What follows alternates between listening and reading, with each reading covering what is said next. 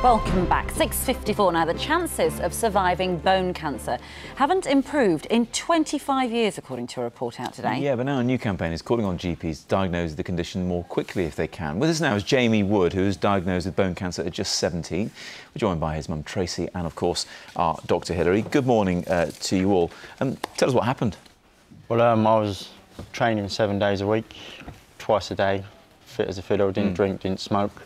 Just an average athlete, really. And one day I come back from the gym sparring, and I had a headache, and I just thought it was normal, and then it wouldn't go away, and then I told my mum to take me to the hospital, and that's when it all started. Because there. You know, as a layman, you think bone cancer is going to be one of your bigger bones in your arms or legs, but this was in your sinuses. Yeah, the doctors did say it's a rare, like where I had it in my right sinuses. They didn't expect it to be there at all. That's why they didn't expect it to be cancer, which the surgeon did say to me.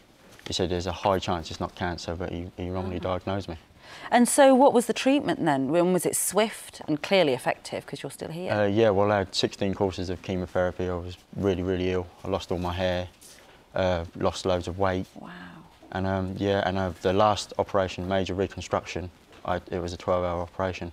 Tracey, it must have helped that Jamie was, as he said, fit as a fiddle there, because he boxed a lot and has since boxed after beating cancer as well. Yeah, I think the fitness side of it and being positive is what's really saved his life, I think, and early diagnosis, because I took him to the hospital when he had the headache.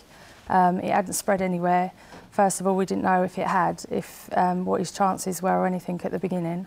But the early diagnosis has saved his life. And that's what many are saying, isn't it, that, Hilary, that when it comes to bone cancer, often people think it's a sports injury. You can sort of say it's a lot of other things before you think it's bone cancer, because bone cancer is so rare. Well, in this age group, and it is teenagers and young adults who get this kind of bone cancer, primary bone cancer, it's often put down to growing pains, to knocks, injuries, and often the diagnosis is delayed as a result of that.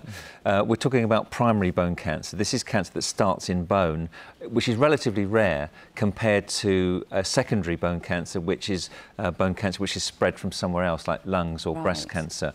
So it's this age group, Jamie's age group, that particularly get this form of osteosarcoma, this form of cancer. And as we said, it's often put down to something else. Quite rare in the face. Usually, as you're right, it affects the growing bones around the knee joint.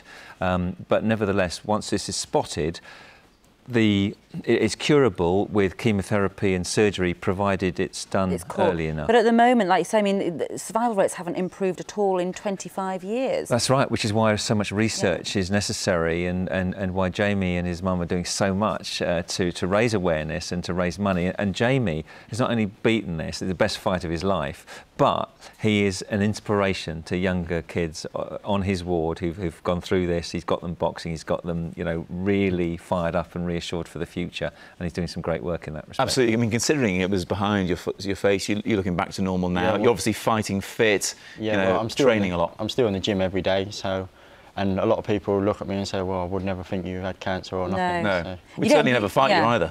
Well, you're not able to box anymore, obviously, because it was in your face, and that would make you very risky. But you're doing other things now. Yeah, I'm doing other charity work and stuff, and I'm getting on with my. We've got a song coming out for charity on iTunes. Oh, lovely! Really? And we're currently filming a documentary. So wow, well, best luck with all that. And also, we've raised quite a bit for charity, and I'm actually running the Royal Park Half Marathon on Sunday for the bone cancer research. Good luck with that. Phenomenal effort. I mean, thank wow, you. Putting us all to shame. What a good-looking family you are. Thank you very much indeed. And let me just say, actually, before he goes, Hilary doesn't like to brag about his extra work, but he is on The Chase on ITV tomorrow at 7 o'clock. He told me I must mention that. Looking forward to that, Matt.